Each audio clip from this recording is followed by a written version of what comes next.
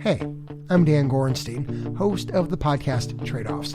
I've been reporting on healthcare for years, and here's what I know about our system. It's costly, it's complicated, and a lot of the time, it's counterintuitive, especially in the time of a pandemic. Each week, we look at the data, the evidence, with people who best understand it, and tell stories about some of the country's toughest health policy problems. Subscribe to Trade-Offs wherever you get your podcasts. From the McCourtney Institute for Democracy at Penn State University, I'm Michael Berkman. And I'm Chris Beam. I'm Jenna Spinelli, and welcome to Democracy Works. This week, we are talking about social media, and our guest is Sinan Aral, who is a professor at MIT and author of a book called The Hype Machine: How Social Media Disrupts Our Elections, Our Economy, and Our Health, and How We Must Adapt. And I should just say up front that we recorded this interview with Sinan at the end of last year. So before the Capitol insurrection, before Donald Trump was removed from Twitter, before Joe Biden became president. So there's, I think, just to start off here, guys, a lot to catch up on over the past couple of weeks, as a lot of what Sinan talks about in his book and in the interview, kind of smoldering in the online world, seems to have moved out into the offline world on January 6th. Not much. Let's see. We could spend the whole show talking about all the things that have changed. You have the insurrection, right? And clearly that was driven and organized by social media. I mean, that's been proven. You have the FTC, the Federal Trade Commission, bringing, along with, 48 states, bringing suit against Facebook and Google, both for anti-competition. And then you had Twitter, Facebook, Instagram, Joe's Garage, all banning Trump from their platforms. And then just today, as we record, Twitter has said that Donald Trump is banned permanently, even if he runs for office again. Yeah. So, yeah, it's obviously a very dramatic change in terms of the world of social media, in terms of what it's done and how people are reacting to it. There were claims, and you still hear it quite a bit today because he wasn't the only one not kicked off Twitter, about censorship. And I've found this kind of interesting because on one hand, obviously it's not government censorship, which is what the First Amendment refers to, but it does point to the power of these social networks now, that being removed from it, significantly reduces your ability to enter into the public debate. But I want to modify that very quickly and say the president's the president. So he can talk to the American people whenever he wants. He can just walk out to the press room. He can sit down and do an interview with CNN, but he doesn't want to do any of that because that's all mediated and has pushback. And he just seems to be lost. One other thing I want to add about this, and the reason I'm doing it is because it is also something that happened very recently. And it's the podcast that we did last week, that Candace and I did, around Navalny and his return to Russia after having been poisoned by the Russian secret police and having to go to Germany, recovered, then going back to Russia. Russia is basically a place without any independent, free journalism. And some journalists have been killed for trying, right? But because of social media, Navalny made a video about what he called the Putin Palace, which is over $1 billion. And it's a resort that he built on the Black Sea. And he creates this very well-produced video that really almost kind of reminds me of a 60 Minutes expose. And he's gotten 100 million views, right? It's simply not the case that this is, we just got to get rid of it. I mean, A, we couldn't do that. But B, there's clearly a social good associated with it. And so how do you have the one and not the other? And I think that's why Sinan is just such a great guest, because that's what he's thinking about. How do we manage this better than we are right now, such that we can sustain the good, political and social, that comes out of these social media, and attenuate, control some of these really, really bad effects? You know, we now are in a country where a sizable percentage of the population has been radicalized online. And it seems to me that we have, and they've been radicalized into this big lie and into believing that all this election stuff is all a huge fraud. And that for some of them, anyway, that they need to take action because of it. And that's what we saw on the 6th. Now, part of the problem, if this were Islamic terrorists that had become radicalized online this way, we have all kinds of legal tools and investigative tools at our disposal to break it up, to do something about it. And we even have ways of thinking about what to do about people that have been radicalized online. But in the domestic sphere, we don't have any of those options. So we have far fewer legal options. We have far fewer investigative options. And we seem to be at a loss about what to do about these people. I mean, I'm often struck about the kind of talk that says, oh, what we need to do is just make sure the real facts are out there for people to see, to counter whatever they're getting that's false or not true, or however you want to put it. But I don't think that's actually how you de-radicalize terrorists. I think you de-radicalize them. That's not how you pull somebody out of a cult.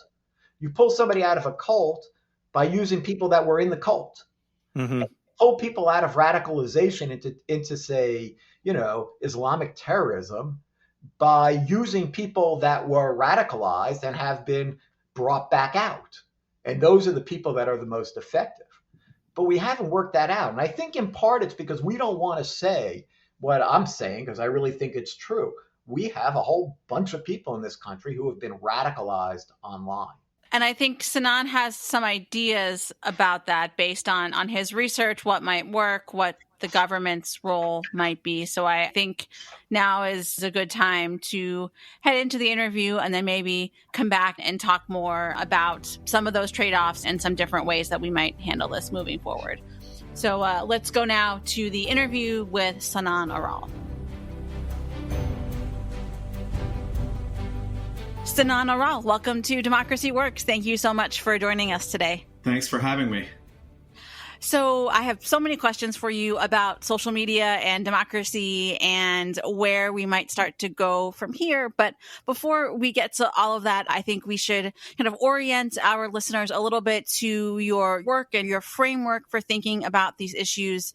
Your latest book is called The Hype Machine, and I thought that might be a good place to start. Can you tell us what is the Hype Machine? Sure, absolutely. So the Hype Machine is the social media industrial complex, the platforms like Facebook and Twitter and YouTube, Snapchat, WeChat, and so on, and all of the sort of ecosystem around those platforms that really are controlling now what people see, how people think about the world, whether it's about our elections or our democracy, to their social circles, to products to buy, to even artistic inclinations. And so really the book is a deep dive into how this system works, how the algorithms under the hood work, what is the neuroscience of it all, how does the economics of it work, and then what does that mean for our society, from democracy to public health to our economy,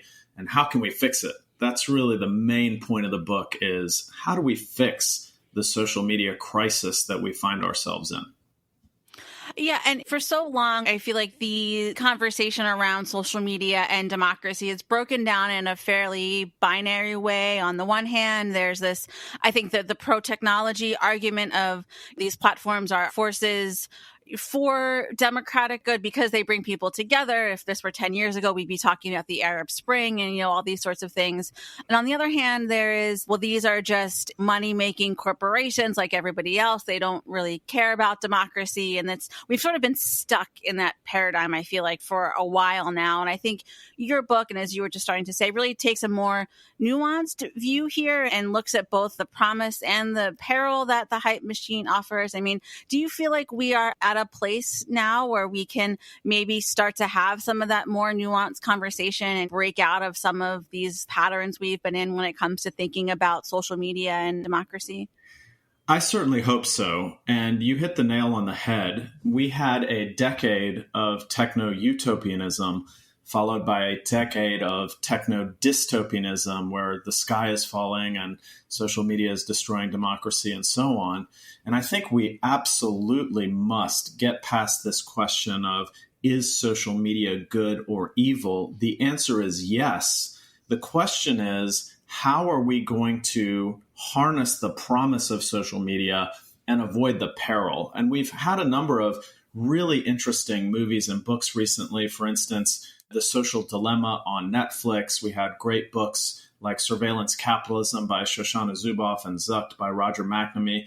And really, my book takes off where these books and movies leave off, which is to ask, what do we do? What can we concretely do to achieve the promise of social media and avoid the peril? The sort of black and white arguments of good and evil are no longer helpful, in my opinion.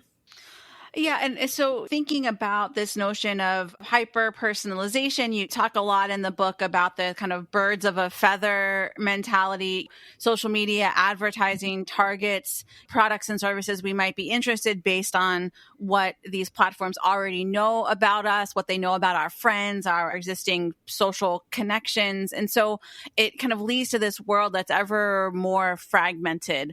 And that seems to me to be kind of antithetical to how we think about democracy, which is having a shared understanding of the world, a shared set of facts and information. And so whether you're talking about news, which fake news and misinformation is its own thing, or even whether you're thinking about products and services to buy, it's just so very different depending on who you are and what things you're interested in. So I'm wondering how you square that part of the hype machine with some of the bigger questions about what it takes to sustain a healthy democracy. Well, I mean, I think that one of the most important questions facing democracy today is the implications of polarization, of factionalization of society, of affective political polarization, which is sort of the hatred of one party to another. I think this is one of the most serious threats to democracy. It threatens us being able to get anything done in Congress and in the executive branch in the United States. And polarization is taking rise in other parts of the world as well. And so it's front and center of concerns around democracy, and therefore it's front and center in the book. So I have a whole chapter devoted to this polarization, factionalization, and the role of social media in polarization in the book. And I, as in all parts of the book, try to get really deep into the science, the evidence of what we actually know about the relationship between polarization and social media. And this goes back 100 years to Francis Galton, who first wrote down the science of the wisdom of crowds. And so Surowiecki wrote this great book called The Wisdom of Crowds in 2004, where he argued that wise crowds are much wiser than any expert or any individual's opinion. And the only problem, the math behind this and the evidence for these sort of the wisdom of crowds is great. But the only problem with this argument was that Surowiecki wrote the book in 2004, the same year that Mark Zuckerberg invented Facebook. And the reason that's a problem is because the wisdom of crowds is based on three principles: the independence of opinion, the equality of voices of those opinions, and the diversity of opinions. And social media systematically destroys all three of those pillars. And so in that chapter, I go into all of the detailed evidence on equality, diversity, and independence and how social media erodes all three. And the thing that's really particularly important to it is the large-scale experimental evidence that shows that the algorithms of social media tend to polarize us, to increase affective polarization, to increase a certain point of view. And when you widen this out to the world and you talk about what's known as the splinter net, which is that some countries are banning certain social media platforms. There's the Great Firewall in China where they have different social media than the rest of the world. India has banned TikTok. The United States has threatened to ban certain social media apps. if we get a bifurcated or variegated set of social media apps around the world, we may have populations in different countries that have completely different worldviews. Then it becomes really difficult to have any common ground and therefore to solve global challenges like climate change and international conflict. So as we think about how to, again, get past some of this or, move past some of what we've been kind of saying for years now that these things are problems, you talk in the book about Spotify's Discover Weekly, I believe it's called, where there's a universe in which these algorithms could be harnessed to show people content that is different than what they're used to seeing or what might typically be prescribed for them. Can you talk a little bit more about what that looks like and whether you think it might be viable for news content or politically motivated content? Yeah, so we did a big experiment with the algorithm that recommends Spotify's podcasts, which include news podcasts and podcasts about democracy and politics and political science and all of those, as well as other podcasts. And what we found is that recommendations based on personal listening history tend to narrow one's listening portfolio, that you get narrower and narrower as I recommend more of what I think you like based on what you have seen in the past. But two really important caveats came out of this study, which is to say, although the algorithm created polarization in the content that we were listening to on Spotify, when we turned the algorithm off in the experiment, people's preferences went back to diversity. So people's preferences were resilient to the algorithmic narrowing that was created, which gives us hope that we can get ourselves out of the polarization created by algorithms. The second thing that we talk about in that study is the difference between single objective function algorithms, which are just narrowly trying to maximize your engagement, and multi-objective recommendation algorithms, which are also trying to do other things, like, for instance, give you more diversity, allowing you to discover new things. And that Discover Weekly podcast or list by Spotify is a perfect example where one of the objectives there is to introduce you to new things. So I think the moral of the story is that we get what we build. If we build algorithms that are myopic and narrowly designed to maximize short-term engagement, we may get narrower and narrower consumption and thus more polarization, people separated from what other people are viewing and listening to. But if we are more holistic in our thinking, we can actually design algorithms that benefit more than just the short-term engagement objective and perhaps give us new perspectives or an idea of what the other side is thinking or more diversity of thought. Yeah, so this clearly has taken hold in some form at Spotify. What is the appetite for this type of thinking or these types of changes at Facebook, Twitter, some of the other kind of major social media players? Well, I think it is increasing and it should be high. And let me take those in reverse order. It should be high because I believe that the true sort of leaders of the new social age, as I call it, will be the ones that realize that in the long run shareholder value maximizing strategy for any of these social platforms is to align themselves with society's values that embrace diversity, things that are good for society.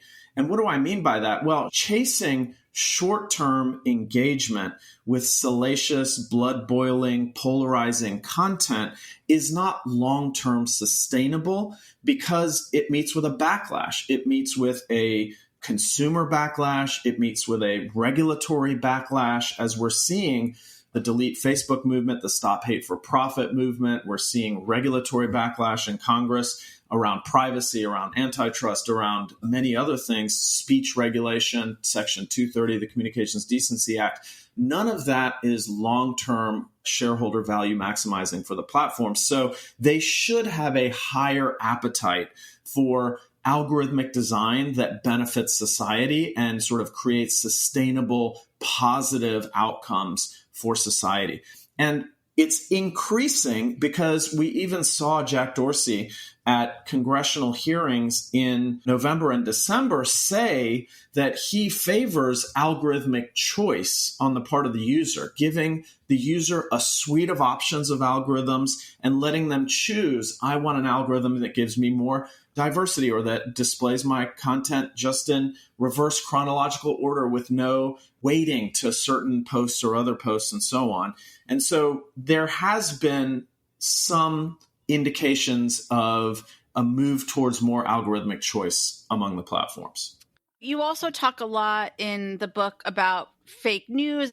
I wrote in my notes as I was going through the book, fake news super spreaders, thinking about kind of the COVID context. I just thought it was an interesting point about how how broad the reach of fake news is. Might not be as much as it seems to be if you pay attention to mainstream media or things like this. Can you talk a little bit about the proliferation of fake news and, how far, how wide it goes on social media? We did a 10-year study of the spread of true and false news on Twitter, which was published on the cover of Science magazine in March 2018. And that was the study that showed basically that falsity travels faster than the truth. But it also is a small fraction of any given citizen's media diet. Now, it's a greater fraction of older citizens and more conservative citizens' media diets, but it is a small fraction of the overall media diet. Now, that doesn't necessarily mean that we should be reassured, because in order to know whether that's important or not, we have to know, does it affect decision making? Take voting, for instance. When you look at the impact of fake news on voting, what you see is that the impact on vote choice, i.e., who you will vote for, conditional on the fact that you vote, is that it's negligible to zero. That basically fake news is not going to change someone's vote, say, from Donald Trump to Joe Biden or from Joe Biden to Donald Trump.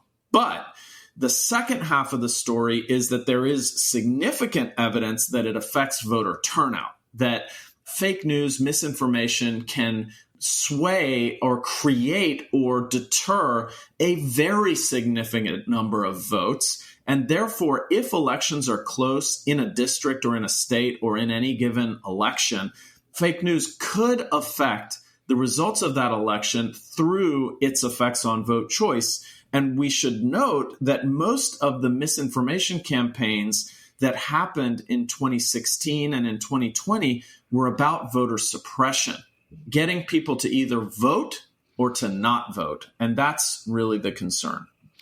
And on that point about steps that the platforms have taken, you listed off several things that they've done, but they kind of center around triaging this content after it's been posted. Do you think that that is the correct approach, given what we also know and what you've said before about how this fake content spreads so much more quickly and has such a quicker reach than content that's truthful in nature? Yeah, I think that the platforms do have reactive and proactive approaches. So they have machine learning algorithms that are trying to identify fake news and getting to label it almost immediately as it's posted or right after it's posted to block things like the live streaming of mass murders, like the killing in Christchurch, New Zealand.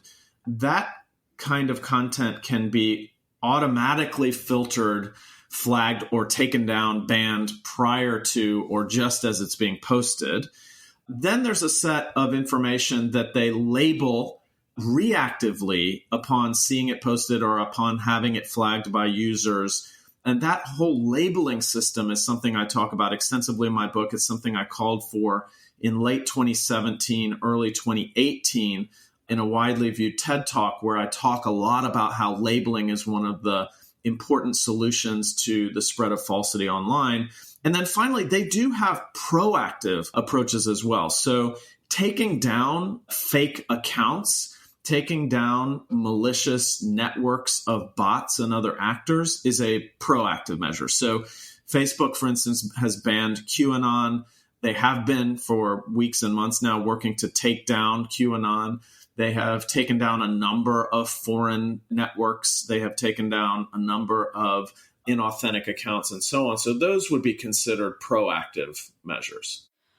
So before the pandemic started, I feel like some of these movements around delete Facebook and some of these other campaigns were starting to pick up steam. But then the pandemic hits and we're all doom scrolling on Twitter and buying masks from Instagram ads and watching videos on TikTok all day and really relying on these platforms for information, for social connection, for basically many, many aspects of our lives, much more so than before the pandemic. So how do you think COVID-19 has changed the appetite or the likelihood that some of the reforms that we've been talking about for the hype machine will come to fruition, or the speed with which they'll come?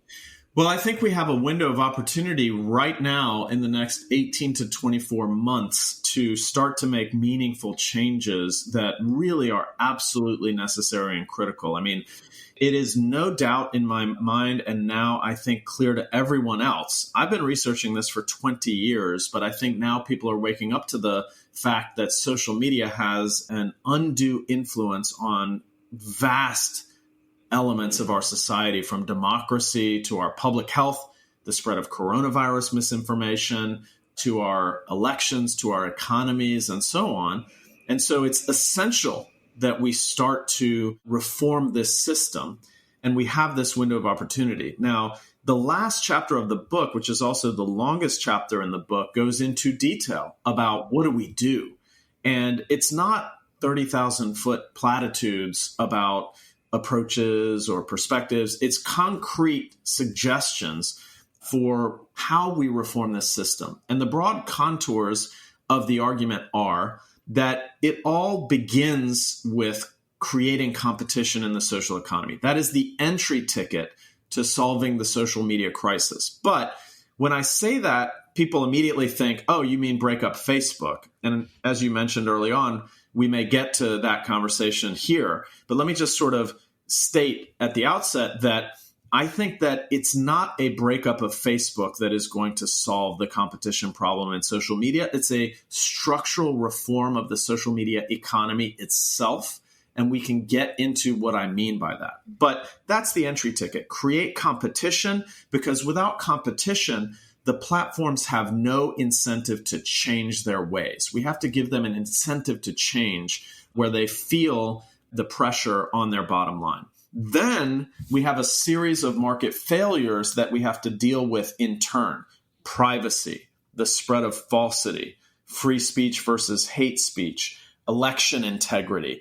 And I address each of these market failures in turn with what are the approaches to solve them. And in the book, I describe 4 levers that we have to steer social media towards the promise and away from the peril. And that's money, code, norms, and laws. Money is the business models of the social media platforms. We were just talking about the ad-driven model or the subscription model. Which business model is the best for society?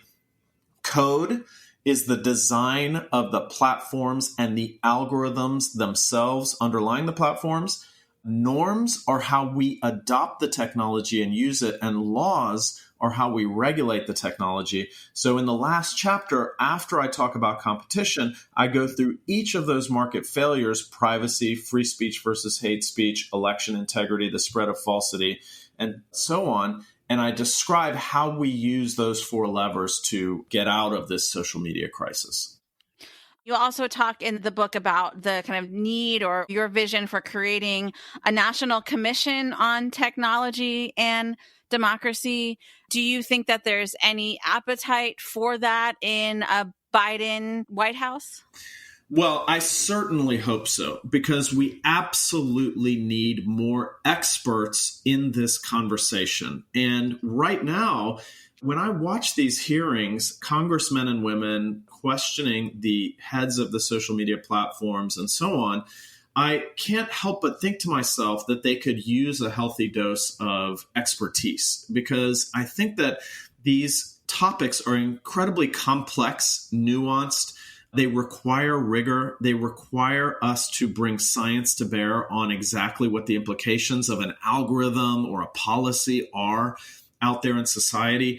Large-scale experiments that we've been conducting for 20 years. And when I say large-scale, I mean we do research on hundreds of millions of data points at a time. That kind of evidence is essential to really knowing what the implications of social media are for society. And to date, I do not see that expertise injected into the conversation enough. I don't see the right people with a seat at the table of the conversation. And that portends very bad outcomes for this in the long run. A national commission on technology and democracy would bring scientists, activists, platform leaders, academics of various kinds, as well as the platform leaders and members of industry and political leaders together to have a meaningful conversation that brings that science, expertise, and experience to bear on the questions at hand. Without that, I fear that this process will become highly politicized and will not be informed. And that lack of being informed is going to make it impossible to achieve the outcomes we want to achieve. So I implore the Biden administration to bring experts into their administration to deal with these absolutely essential topics and to create this commission. Great. Well, we will link to the book and to your work at MIT so folks can check out those projects and follow them as they progress. But Sinan, thank you very much for joining us today. Really appreciate the invitation. Thank you. All right, so that was terrific. It really lays out not just the good and the bad, but also where we go from there. Yeah, I thought that business on crowdsourcing, by the way, was a really interesting way to think about some of the impact of social media. Oh, no, I agree. And the whole wisdom of the crowds thing. That's what I mean, the wisdom of the crowd. Yeah, I mean, and why it doesn't work in this case, right? I mean, that it's not independent, that it's not diverse, it's not independent. It's just not going to work. But wisdom of the crowds does work, right? The famous example from the 1900s where the crowd guessed the weight of the ox within 1 pound. Yeah. Nobody was closer. I mean, no one was remotely closer. You couldn't get closer, right? But because of the crowd itself, they were able to just get it right. But if you don't have the structure in place, wisdom of the crowds doesn't work. And that's basically where we are. Yeah, it reminded me a little bit. It was like another way of thinking about this kind of epistemological polarization that we've talked about a bit, but framing it very differently. I mean, suggesting that in different countries, in different places, you're going to be creating your own sort of reality based on what the algorithms are pushing out to people in those places. But because you have different platforms, right? China's going to have its own platform. Yeah. Exactly. And I saw a statistic that said that 64% of Facebook users were directed to more extreme politics by Facebook algorithms. Yeah, that's not because Facebook wants you to be more extreme per se. They want you to spend more time on Facebook. They want you to get more people to come onto Facebook and spend more time on Facebook, because every time they do that, Facebook makes more money. And the best way to do that is to push people towards the extreme, to make them angry, and to tell them lies. And I mean, I'm sorry, but that's just pretty much empirical. There's no editorializing what I just said. At least I don't think there is. Clearly, these platforms are playing a big and vital role in our democracy. But, like media, they're not driven by the desire to necessarily be better for democracy. They're just trying to make money.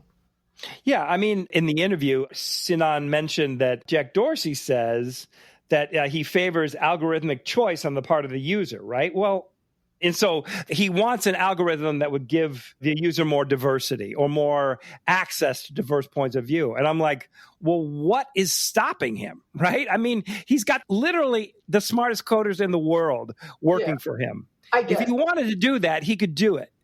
And if he doesn't want to do that, it's because it's not going to serve his long-term business interests. Yeah. And I think that's what you're seeing. Yeah, well, and people also, that's what they want.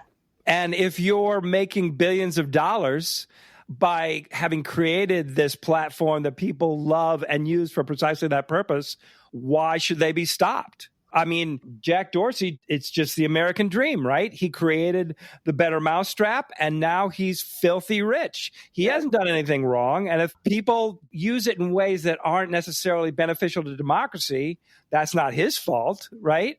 I mean, that's basically the argument that people are making, these people who are in control of these platforms. But at some point, you just have to wonder, well, there's a public interest here as well. So perhaps what these sorts of media need, social media is going to need at some point, is some sort of regulatory approach to dealing with this, because that's what we do in this country when we feel like people's pursuit of profit, which they're fully entitled to do, is running up against the public interest, is we regulate it.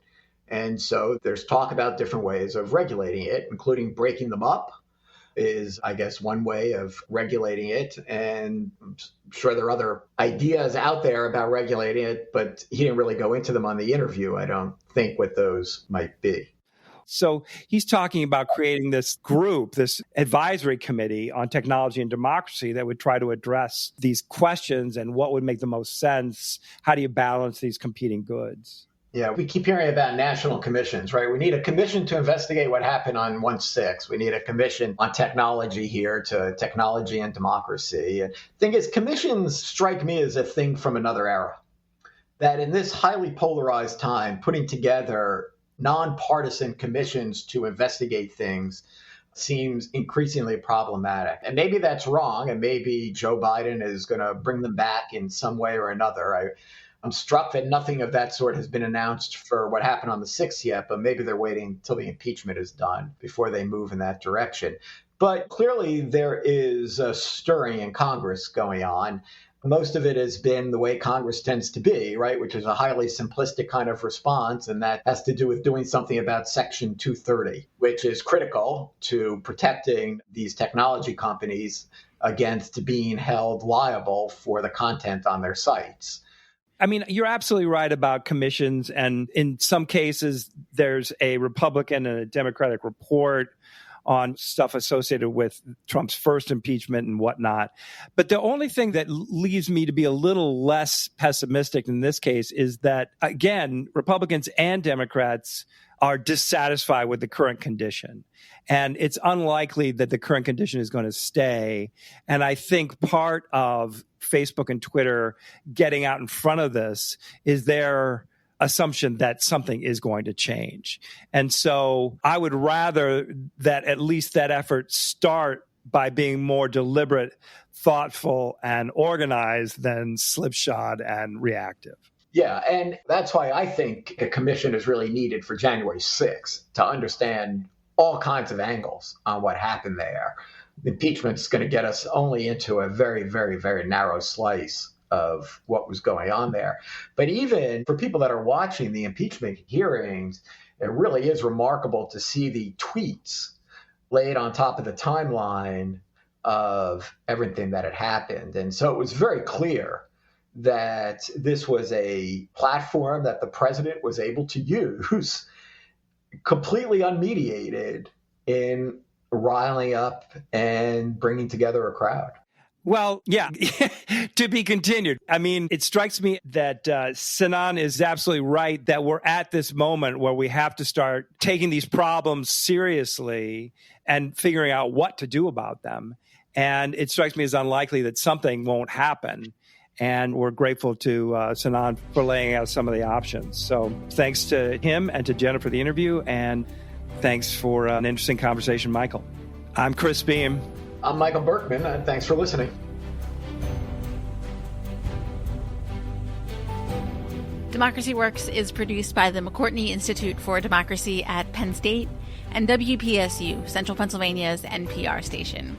Our editors are Mark Stitzer, Jen Bortz, and Chris Kubler, and additional support comes from WPSU's Andy Grant, Emily Reddy, Chris Allen, and Craig Johnson. If you enjoyed what you heard today, please consider leaving us a rating and a review in Apple Podcasts or wherever you get your podcasts. Thanks for listening, and we'll see you next week.